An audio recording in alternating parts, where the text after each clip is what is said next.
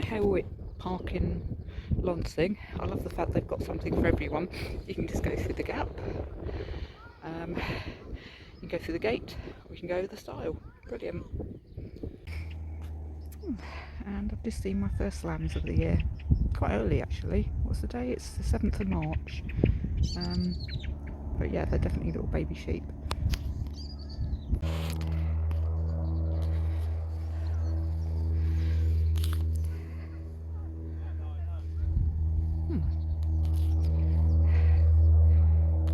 Plane just come out of Shoreham. And yep, the sheep are still there. Couple just walked by, and the woman said, it's like, oh, they've got a nice spot here, haven't they? No wind or anything. And the guy basically said, yeah, I'm sure that the farmer thought about that.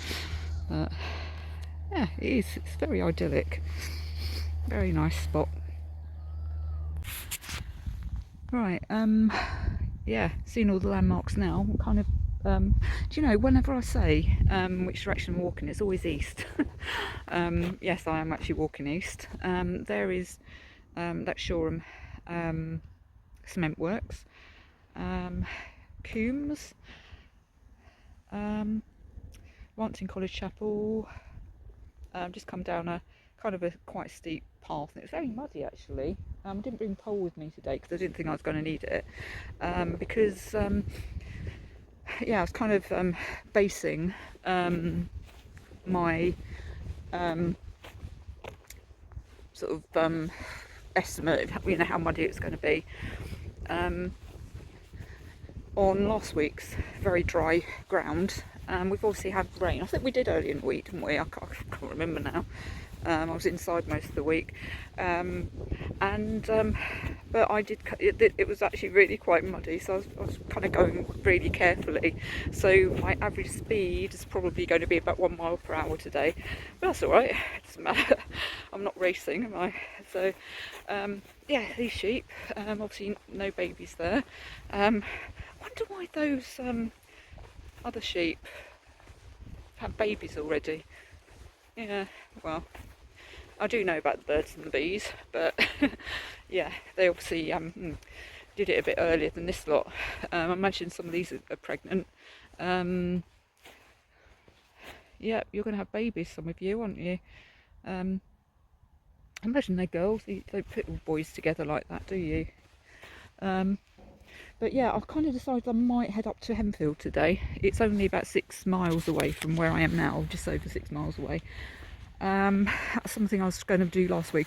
Oh, and that woodland, it was called Huddlestone Woods. I couldn't remember. And I never did make it up there. So many places I mean to get to, but I haven't actually made it. Yeah. Lewis. I'm going to walk up to Lewis one day and get the train back, and I'm also going to go to Arundel, but that probably be a round trip. Yeah, walk a Worthing to Arundel, and back again, different route. And yeah, so many got planned.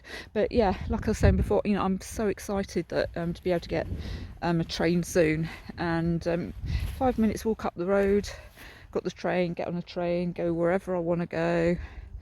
In the Downs and or beyond, and start hikes from different places, so it's not going to be the same old routes. Walking into something like this. I mean, this is lovely, and you know, the weather obviously it's really dry today. It's lovely, so yeah, so it'd be interesting to see whether I do get to Henfield today. And I've got to think it's about 11 or 12 miles back, isn't it? So might be dark by the time I get back. Alright, this is the furthest north I've ever walked up the Ader, I think. And this is quite funny, even walking up the river, there's truly hill.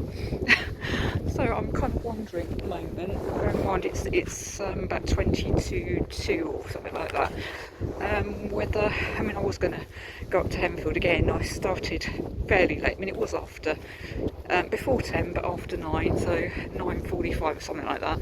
And yeah, I need to start setting out earlier again, so I can fit in 30 odd miles or whatever, because I'm about kind of 3.5 miles from Henfield. I need to kind of bear right anyway. I'm wondering whether to try and make myself sort of head towards Truly Hill, etc. And yeah, and I know all the paths up there anyway, so yeah, because I do want to get back at some point today. This is so lovely up here. There's so much space. But yeah, it's kind of quite low at the moment, the water level. But it's just incredible, you know, how much space there actually is. Yeah, this is yeah, it's nice. The weather, it's about 6 degrees, I suppose. Yeah, maybe. Feels a bit warmer with the sun. But apparently it's cooler than yesterday. But obviously I didn't go out yesterday, so I don't know. It's always interesting. You see sort of interesting things like a pipe there. Let's wonder what they actually put down that pipe, or maybe it's a kind of a flood thing, isn't it? Oh, lovely, a couple of swans there too. Isn't that nice? This is really nice. A lot of noise coming from that field. It's obviously something electrical coming from those things. Not being a farmer, I really don't know what that's all about, but yeah, it's really noisy. Okay. Actually, my theory is it's like that pole on at Splash Point, Worthing Beach. There's someone or some sort of being inside banging to get out. Oh dear. Right, quite interesting. This is the Downs link. It's like the old beaching. It's a beaching trail, basically, an old railway. If I go in that direction, about 4 miles or so, I'll be in Partridge Green, where I grew up. But yeah, I'm going to leave that for another day, I think. And we're going to go the other way, because that's yeah, this is south basically, and I'm kind of winding down now a little bit, and on my way home. Back on Downslink again. I think my map was just like telling me to walk through this field because it was a more direct straight line. Unfortunately, the field was very waterlogged. I managed to get over, but yeah, it's kind of just cut off a corner, and I probably took twice as long getting over that soggy field as I would have done just going down this, which is really easy to walk on. This, I think, oh, some lovely trees here. I think yeah, today's going to be very slow, so I don't think it's even going to be up at 3 miles per hour today, seriously. But as I said, you know, that's all right. I have stopped because I've never done this bit before, and this is so close really to where I grew up.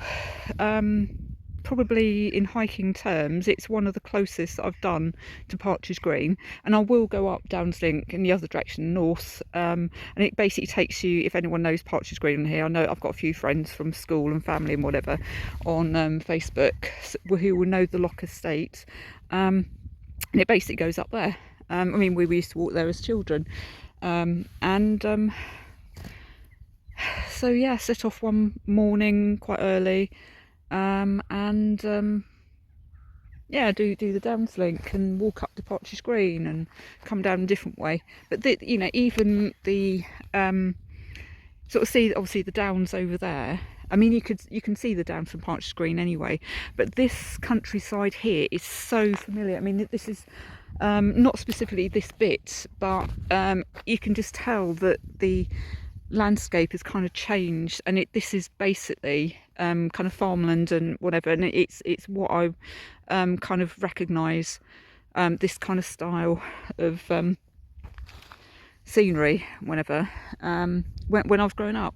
So this, you know, even though I don't know if I've ever walked on the, you know, this specific part of Downslink before, it just looks so familiar. Yeah.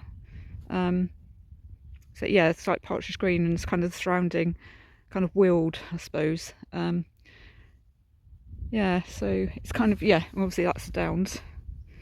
And this is a little bit flatter, but it's still really curvy. And you know, the trees and stuff, it's what I was used to, you know, when I was growing up. Right, so I'm going back the same way I went like 2 weeks ago today, actually, from Stenning. Just gone through Lions Trail, and on my way to Cissbury Ring. That is steep down over there. I know because of the shape of it, actually. Yeah, so not today. So yeah, that's Cissbury Ring in front, and then that's Worthing and whatever, the wind farm, and the nice valley there.